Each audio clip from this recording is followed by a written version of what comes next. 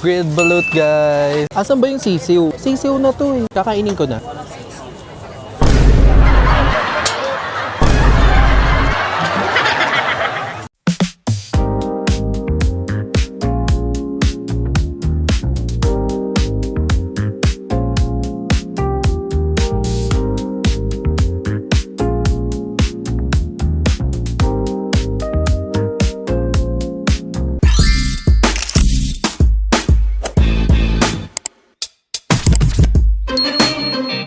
Hello guys, so it's 10 p.m. at pupunta kaming night market. Pero pagod sila, so natulog muna sila. Oras na para gumising sila. Ngayon, unahin natin si Jessa. Ready ka na ba? Ano sa tingin mo mangyayari ngayong gabi? Tulog ulit. Ayaw mo nang gumala. Ayan, gising na po si Isay. Ano masasabi mo?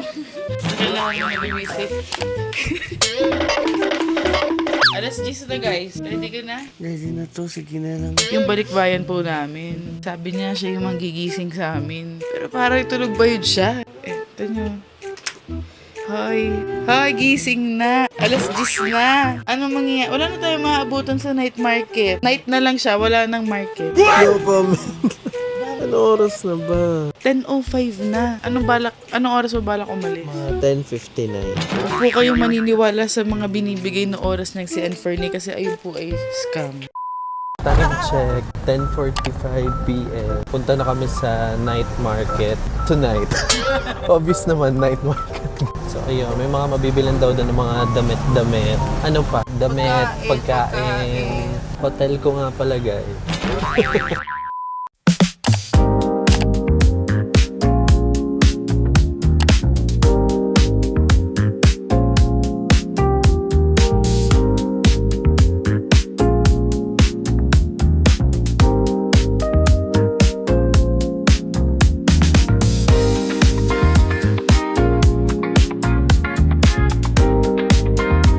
Dito na kami guys sa night market. Ang dami palang tao. Pero hindi pa daw to yung napakaraming tao.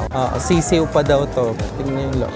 Anyway, mag-start kami sa food para kapag namili, wala masyadong mga bit-bet. Ano yung order mo, Dayan? I ordered ano to, crab claw at saka Fish cheese. Sa akin, tokboki lang. Wala akong mapili na iba.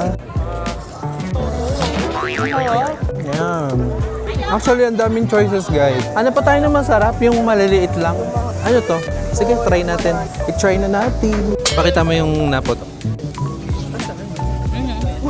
Ramdam ko siya sa bibig ko. Kita niyo ba yung chest? Ayan yung puputok sa bibig niyo kapag kinain niyo man to. Hey!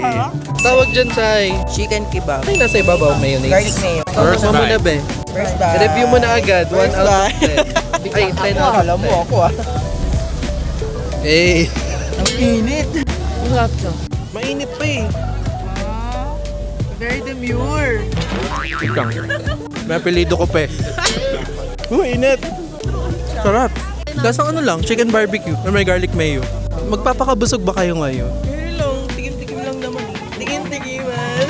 Ano yung in-order mo? Ano, mixed kebab. May ano yan, may beef, may chicken. Hindi, ayan, yung dark beef yan. Tanungin mo isa't isa. Ano ka? O ano, how was it? Parang Wait lang, baboy din. nguyain mo muna bago niya i-rate. Ano, I think it's 8 over 10. 10 over 10. Tara na maghanap na ng grilled balut kasi gusto ko ng grilled balut. Wow! Grilled balut, guys. Hey. Dapat sabay-sabay kayo. Dito tayo sa may ano, hindi masikip. Kahit alin dito, di ba? Ano, magkano ba isa? Magkano daw isa, Jeff? Si Ata. Nagbigay lang ako. Ito na. Separate na lang po after. Ang pait. Ano ba na isa? Pakita mo isa. Ano? Asan ba yung sisiw? Hala, ito yung ano eh. Sisiw na to eh. Ikaw na mauna. 5. Kasi lasang balot lang siya na manghang. 5 din. Kasi hindi ko alam paano siya kainin. Pero ano, at least kinukutsara lang siya. Ito na yung sisiw actually. Ayan na siya. Kakainin ko na.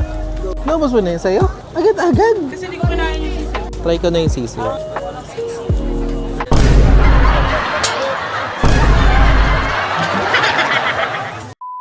try natin tong Thai sticky milk tea. Strawberry, chocolate at matcha. Kumakain ka matcha? Oo naman.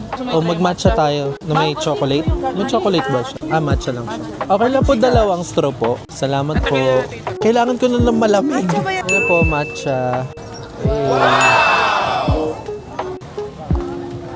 Sarap ng matcha. Sarap nga. Oo. At tara, magtikiman. Pwede magtikiman din. Try natin itong chocolate. Lasang Chucky. Ito, strawberry. Lasang ano, Dutch milk, di ba? Sarap. Paano naman tayo maghahalikan na dyan? No hands. Tuwid na tuwid ah. Uy, gusto ko ng shawarma din. Sabi ni Diane, try ko daw to. Yung humahaba daw yung cheese. Okay, try na natin. Jay, pahawak lang saglit. Eh, ang init pa. Super. Dito tayo sa ilaw. Parang kaya naman. Oo. Wow! Ang haba. Game. Ano na po yan? Honest, reaction. Wala pa eh. Kailangan mo lakihan yung kagat mo siguro. Kain mo na kayo. Pinahiga. Para lang lumabas yung gitna. Ayan na. Ito na.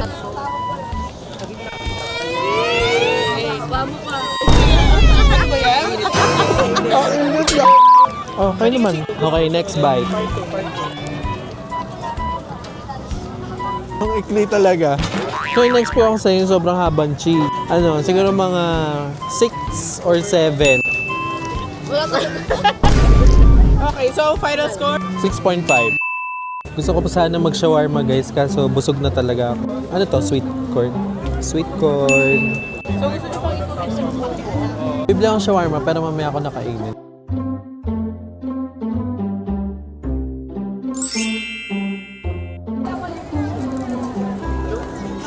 Ten out of 10. So yan, bumili kami ng mga street foods. Gagawin naming pulutan mamaya. Kasi meron kaming chill session tonight. Kumakain ka naman ng dugo. Kumakain na, lahat kinakain ko. Tumbong nakain ka? Ng manok. Depende. Pag maayos yung pag maayos yung pagkaka-marinade.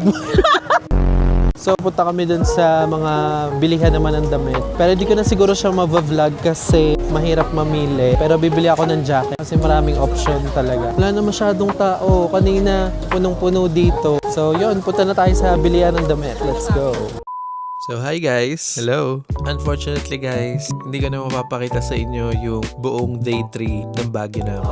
Ay, ang hirap. Kasi na-corrupt po yung files ko. Yung memory card na yon ng day 3 ko habang ine-edit. Ewan, suddenly, bigla na lang siyang nag-error, nag-memory card error nung sinalpak ko sa laptop ko and yung binalik ko dito sa camera. Sinubukan ko naman na ipa-recover siya, but it will cost me a lot. Kaya sabi ko, wag na lang muna. Besides yung day 3 naman talaga, biyahe na yun pa uwi. Bilihan ng pasalubong, ganyan. Tapos dinaanan namin yung Baguio Cathedral. Nagdasal ako dyan. Yung Lion's Head. Tapos syempre yung iconic na Cannon Road. Pauwi na kami sa Cannon Road kami tumaan. Though buti medyo gumanda na yung panahon nun kasi 2 weeks before nung Baguio namin, nabalitaan namin na may mga kaliwat kanang landslips dun sa Cannon Road. Ano pa ba yung nandun sa day 3? Nandun yung outro ko. Syempre nandun yung formality na nagbabay kami lahat. So imagine nyo na lang kunwari nagbabay na kami lahat.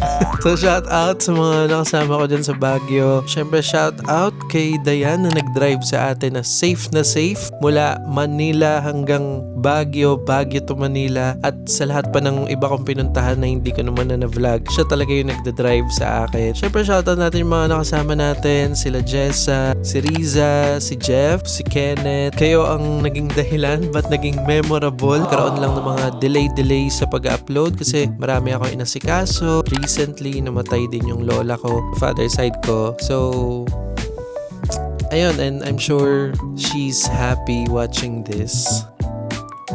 Yun lang.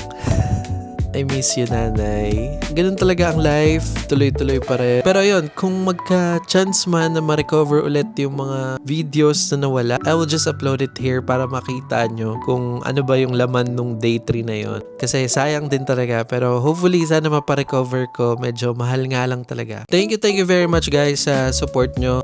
Hindi ko akalain na may manonood pa dito sa channel ko. Yun lang. Maraming salamat sa lahat ng mga feedback nyo all over my social media. sa TikTok, sa Facebook page ko na Fern Vlogs, sa mga personal account ko din. Salamat sa mga feedback nyo sa IG, sa Facebook page. Lahat, maraming salamat po. Please continue to support me. Ang saya lang mag-save ng memory habang may nakakapanood din na iba kasi nasi-share mo sa kanila yung experience mo. Especially kapag ganitong mga first time. Alam niyo naman ako, mahilig ako mag-explore. Kaya naman, huwag niyong kalimutan na mag-subscribe. Click ang notification bell. Mag-like, share, and comment na rin kayo dyan sa baba. Mag-suggest na rin kayo ng kung ano bang pwedeng mga gawing content pa. Maraming salamat guys. So, ayun. Kaya naman, kita-kits sa next vlog. Bye!